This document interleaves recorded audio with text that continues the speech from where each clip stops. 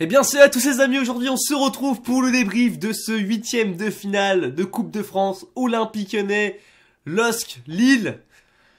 Qualification de nos Lyonnais les gars, en quart de finale de la Coupe de France sur penalty, hein. C'est à noter aussi, c'est très rare qu'on gagne sur les penalty, connaissant notre gardien de but.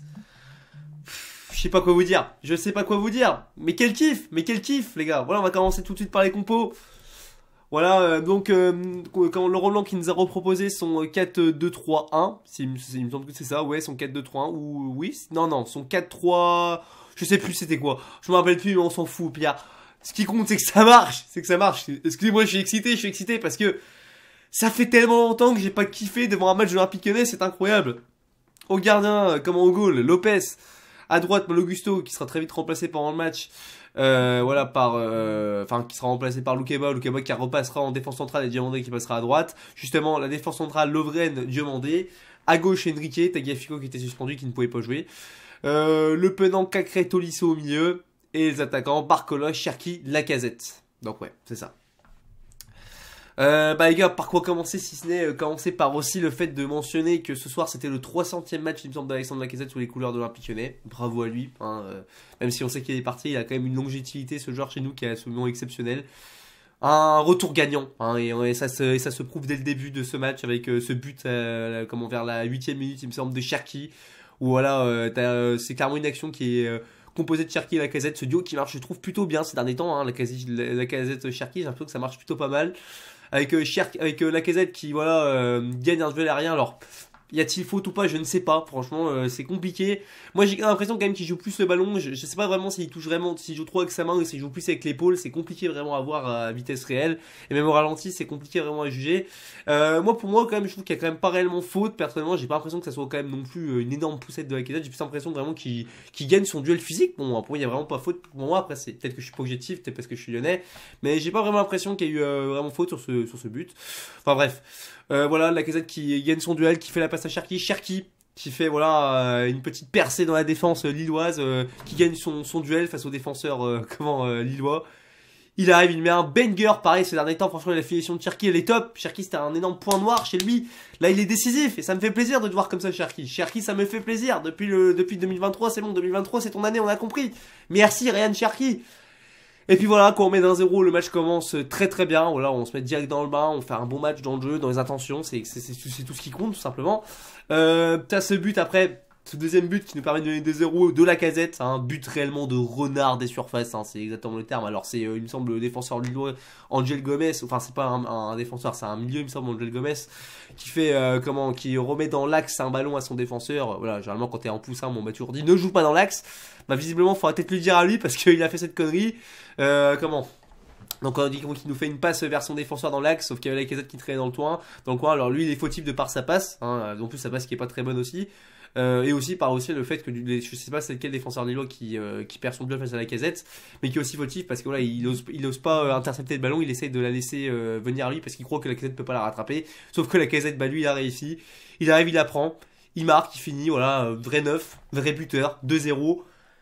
C'est trop parfait. C'est ce que je me dis dans la tête, c'est trop parfait, c'est pas possible. Je me dis, je suis en train de vivre un rêve, c'est pas Lyon que je vois jouer, c'est notre équipe. Tellement c'est impossible ces derniers temps de ce qu'on a vécu. On mène 2-0, et là malheureusement, bon, t'as ce penalty, hein, voilà, sur corner pour Lille, qui d'ailleurs, alors faute de Gusto, je sais pas. On peut débattre, par contre, une chose qui est sûre, c'est que l'arbitre est honteux, parce que vraiment, t'as l'impression que le mec il a même pas vu ce qu'il y avait sur l'action, parce que je rappelle qu'en Coupe de France tu n'as pas la VAR généralement, donc tu n'as pas la VAR, donc tu ne peux pas voir les ralentis réellement. Mais j'ai l'impression qu'il a surtout sifflé penalty par rapport à la pression lilloise. C'est mon impression à moi personnellement. Il a plus regardé les joueurs, j'ai l'impression, pour prendre la décision que par la faute, parce qu'il siffle clairement au moins 5 secondes après l'action, quand il siffle pas immédiatement, pour lui c'est pas clair. Normalement quand t'as penalty, tu dois le savoir directement, que ça doit être clair direct qu'il y a penalty. Là t'as l'impression qu'il y a eu de l'hésitation, donc je trouve ça bizarre quand même, je trouve ça bizarre. Bon du coup Jonathan David, le joueur lillois, s'en occupe. Penalty, et puis bon voilà il marque sur penalty, Lopez est battu, 2-1, bon on va remettre dans le match. Juste après, t'as une mauvaise nouvelle parce que c'est justement Augusto qui d'ailleurs fait entre guillemets la faute sur le joueur lillois. Bon, bah il se blesse 3 minutes après. Enfin, c'est cool. Ça se trouve là, je sais pas à l'heure qu'il est, à l'heure qu'il est si Gusto c'est grave ou pas. En tout cas, ça serait vraiment con qu'il soit blessé au moins genre jusqu'à la fin de saison, même ne serait-ce que 2 mois. alors qu'il vient juste d'être reprêté par Chelsea, tu vois, ça serait quand même con, qu'au final il serait prêté 6 mois pour rien. Bref, blessé.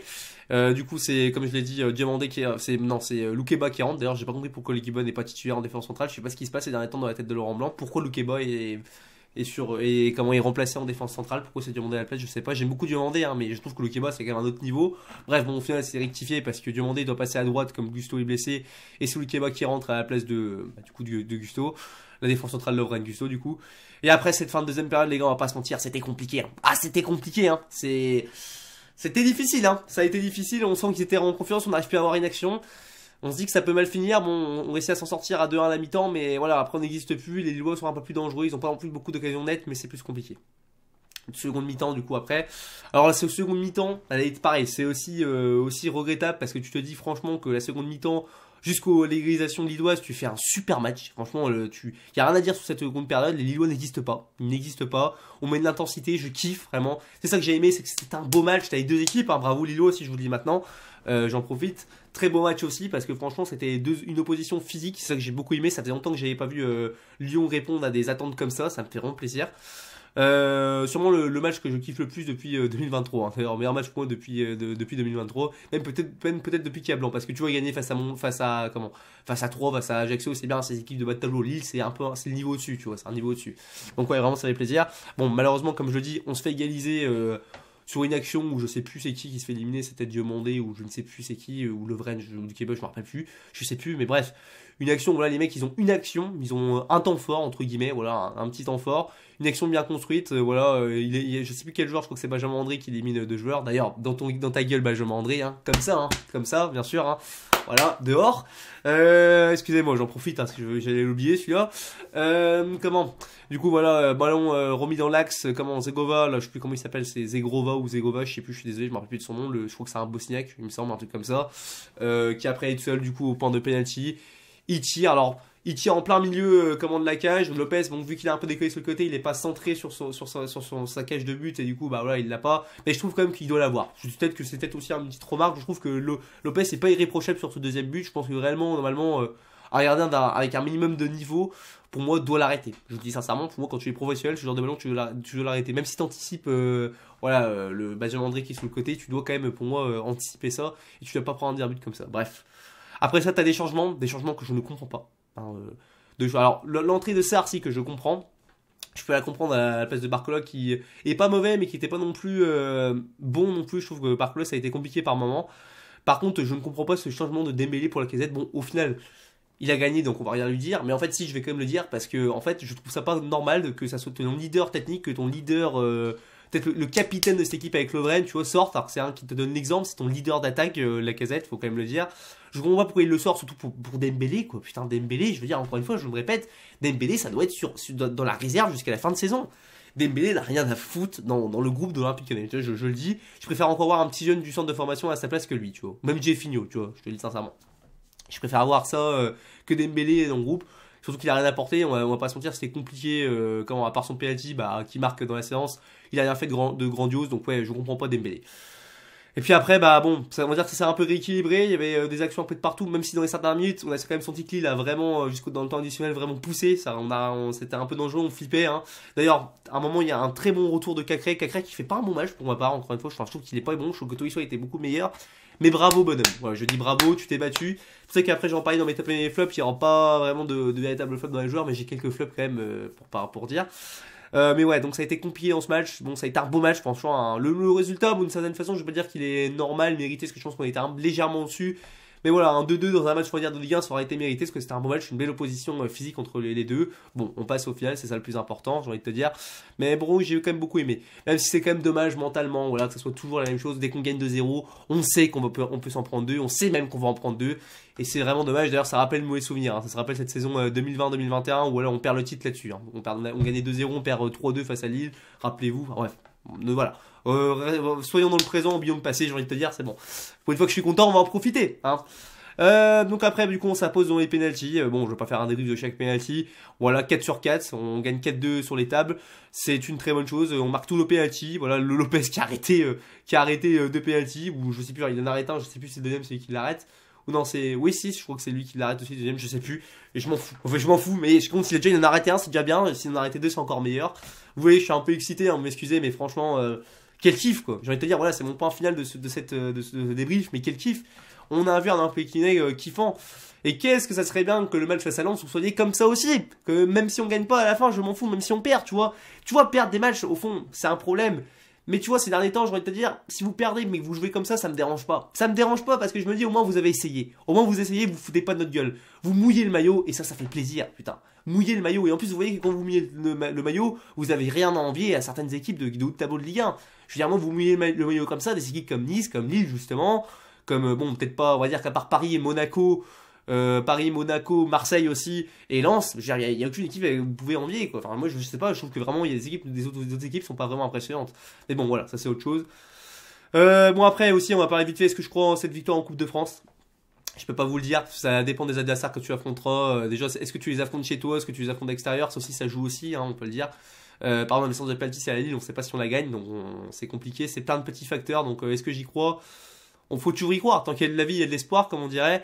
Bon, je me fais pas trop d'illusions non plus, mais bon, déjà on est en quart. Après, voilà, si on va en quart, bah là oui, je te dis que j'y crois, mais si on gagne après, en soi, on est à 3 matchs d'un trophée, hein, donc oui, on peut y croire. Mais bon, je veux pas non plus m'emballer, je connais cette équipe, on sait qu'ils peuvent retomber du jour au lendemain dans la dépression. Voilà. Les tops et les flops, du coup. Alors, les tops, bon, déjà, on va commencer par Lacazette. Hein. Lacazette, match de patron, leader, franchement. Ton retour est parfait. Lacazette, c'est un très bon retour pour le coup. J'ai beaucoup aimé ton match à Lacazette. Quel match de Lacazette, ça me fait vraiment plaisir. Là, vraiment, il montre qui il est. Il montre qui est le patron de cette équipe. Pour moi, ça devrait être lui le. Voilà, enfin voilà. C'est exceptionnel ce qu'il fait. Ça devrait même pouvoir être lui le capitaine à la place de Lopez. Mais bon, voilà.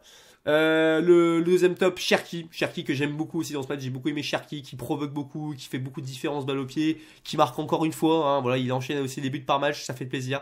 Il est décisif, c'est ça qui me fait plaisir, c'est que là tu sens vraiment qu'il est, on dirait un nouveau joueur, on dirait enfin qu'il a pris de la maturité ce genre-là. Et franchement, qu'est-ce que ça peut me faire plaisir. Mais ça me fait plaisir de te voir comme ça, Cherki. Continue, mais continue. Tu es vraiment sublime comme ça me fait vraiment plaisir. Troisième top, c'est compliqué après en trouver, j'aurais pu en mettre plein.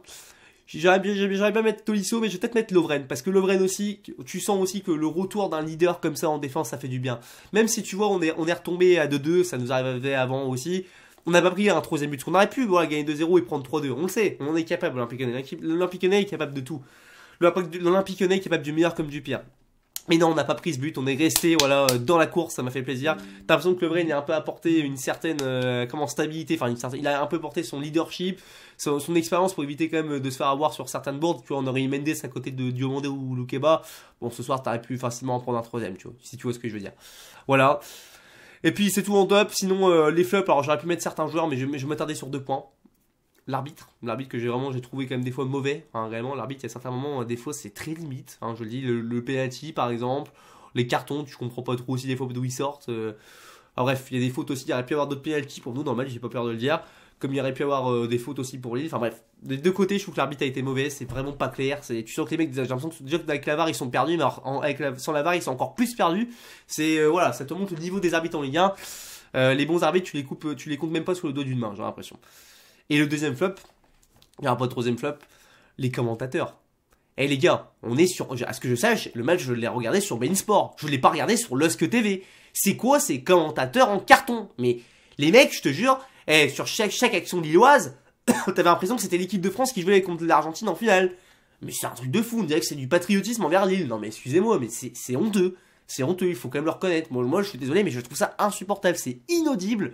En plus, il me semble là, quand t'as la reprise du match, les mecs, à la place de te dire du retour au parc, comme en parc OL, ils te disent du retour à Gerland, ça doit bien picoler dans les locaux de Beansport quand même. Hein. Non mais ils sont déconnés, c'est honteux. C'est insupportable, c'est honteux. J'espère qu'ils n'arbitreront plus, qu'ils ne commenteront plus comment ce genre de match parce que c'est vraiment honteux. Soit ils sont pro-lillois ou soit c'est des anti-lyonnais. Je parierais bien sur la deuxième option anti-lyonnais parce que bon, il y en a beaucoup qui nous détestent. Bref, on va pas s'attarder là-dessus. Super match, on continue notre aventure en Coupe de France. Normalement, vendredi, je sortirai une vidéo Mercato.